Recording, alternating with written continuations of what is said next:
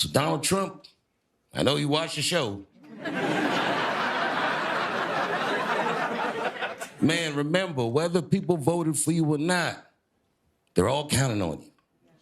Whether they like you or not, they're all counting on you. Dave Chappelle is sending a pointed message to Donald Trump just days before the inauguration. On Saturday, January 18th, the comedian hosted the first Saturday Night Live episode of 2025, where he delivered a nearly 17-minute monologue, which included a passionate plea to the president-elect.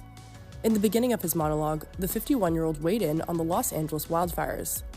And I have great friends there, and a lot of them lost their homes. Carrie Elways, who I starred in Robin Hood Men in Tights with, his house burned to the ground.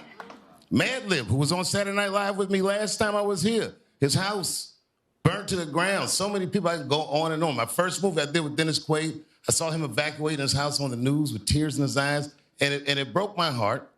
And then I go on the internet, and I watch these fire videos, and I read the comment sections, and everyone's like, yeah, it serves these celebrities right. I hope their house is burned down. And you see that? That right there? That's why I hate poor people.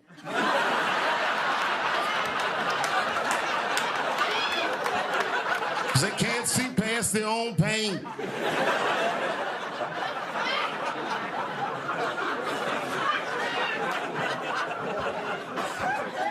The other day on the news,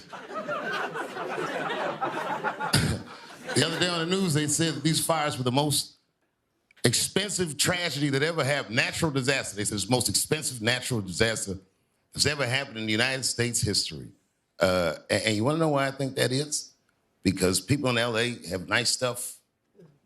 I could burn 40,000 acres in Mississippi for like $600 or $700.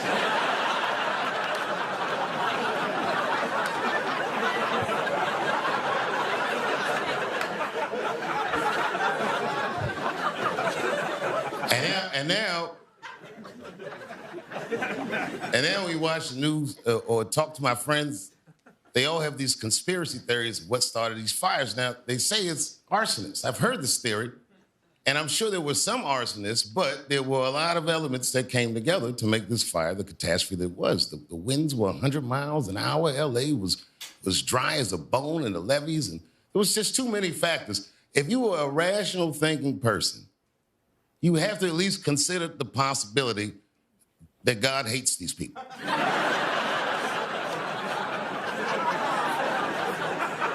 Sodomites. And that's not true because West Hollywood was unscathed. Because how can you burn what is already flaming?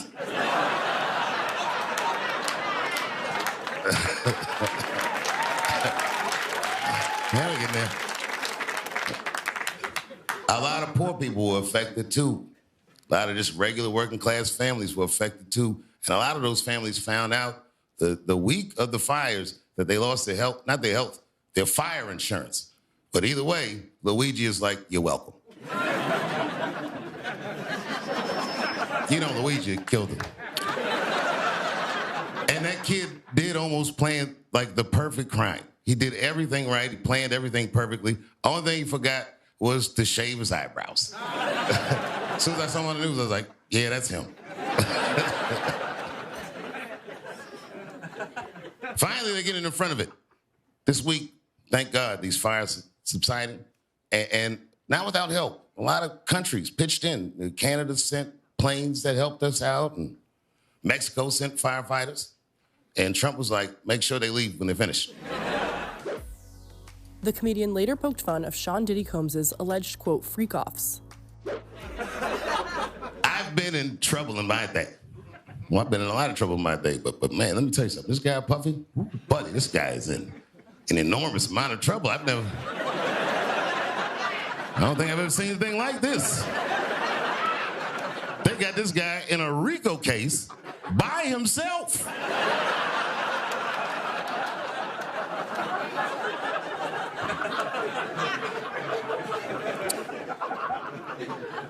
A lot of my friends ask me, they say, Dave, did you know anything about those freak-off parties? And I'll be like, nah, man. I didn't know anything about the freak off.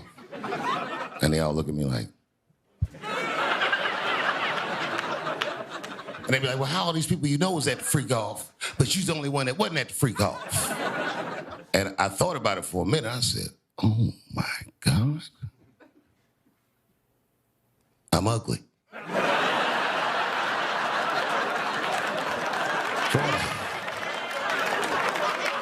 That's a tough way to find that out. Can you imagine if you were me reading the newspaper and found out everyone in Hollywood had an orgy behind your back? Like, none of y'all called me? Well, that really hurts. I'm glad they didn't call me, though, because the stories that come out about it are crazy. I saw one thing on the internet, so I'm not sure this is true. Probably doubt it's true, but I saw it. Some guy who said he knew Puff was like, yeah, man. He's like, I was at the freak off one time and I went in the back room and Puff was in there with Carl Winslow, with Dad from Family Matters. He was smashing and I was like, Puff, what are you doing? And he was like, yeah, it feels good to make another man do your bidding. And I was like, oh my God. Carl Winslow from Family Matters was there and I wasn't invited?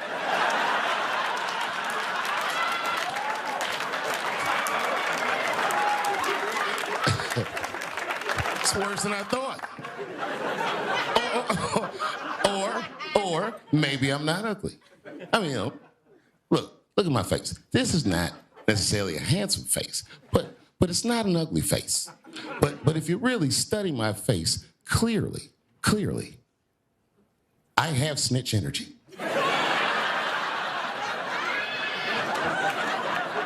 Oh, I look like I'll tell.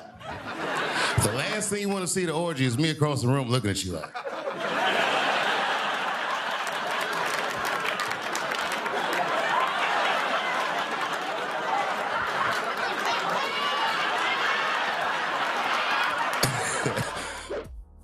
Towards the end of his monologue, the 51-year-old struck a serious tone as he first praised former President Jimmy Carter, recalling the late politician's past visit to Palestine and book about the region, before turning his attention to Trump and addressing him directly. Here's the thing. On Monday, Donald Trump's coming back. He'll be the 47th president. He's done it again.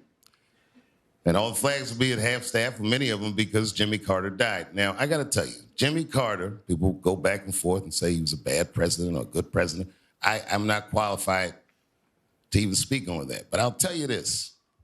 I was in the Middle East years ago. After I quit my show, I was trying to find out what I wanted to do with my life. And while I was there, Jimmy Carter flew to Israel. So everybody in the region was talking about a former American president being in the Middle East. And while he was in Israel, a book of his was released, and its title was very controversial in Israel. And the title of the book was Palestine, Peace, Not Apartheid. And people were very mad in Israel. There was a lot of mean stories that came out in the paper, but some people were supportive. And while he was there, Jimmy Carter said, I want to go to the Palestinian territory. And the Israeli government said it's too dangerous.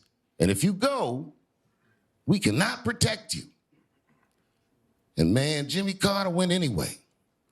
I will never forget the images of a former American president walking with little to no security while thousands of Palestinians were cheering him on. And when I saw that picture, it brought tears to my eyes.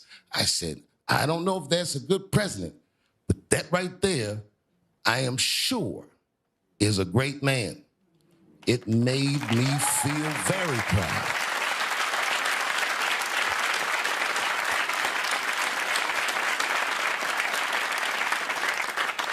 The presidency is no place for petty people.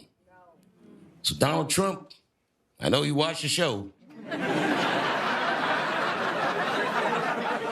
Man, remember, whether people voted for you or not, they're all counting on you. Whether they like you or not, they're all counting on you. The whole world is counting on you. And I mean this when I say this. Good luck. Please do better next time. Please, all of us, do better next time. Do not forget your humanity, and please have empathy for displaced people, whether they're in the Palisades or Palestine. Thank you very much, and good night.